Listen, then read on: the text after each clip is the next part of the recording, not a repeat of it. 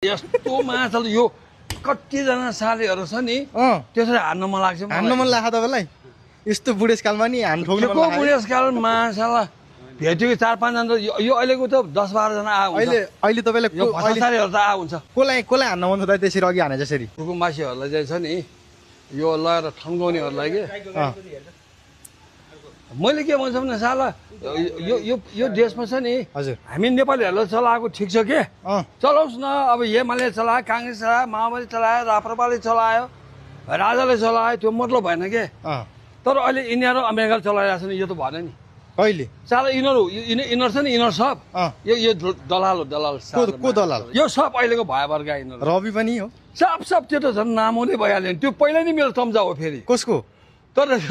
उसको पनि म चम्चा हो फेरि एउटा भन्नु रविको चम्चा तपाईँ अब किन भन्दाखेरि त्यसले मलाई यो बोल्न सिकाउनु चाहिँ यही रवि हो कि मलाई पोखरामा म बोलेन बाबु बरु म मान्छे ठडाउँछु भनेको होइन भने यसरी तानेर लगाएको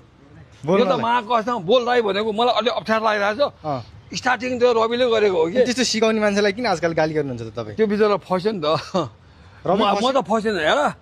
म डाक्टर गौली साहबले मलाई भनेको थियो म फसेन प्रधान दाइले मलाई भनेको थियो यो जनजी आन्दोलनमा त्यो आगोलन सबै मलाई थाहा थियो चेतन साहबको सबै भनेको थियो तपाईँलाई पहिले सूचना थियो म थियो मलाई अनि रविले पनि बोलाएको थियो नि त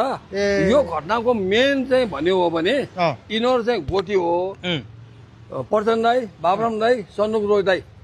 ध्रुव सत्य कुरा गरेको मैले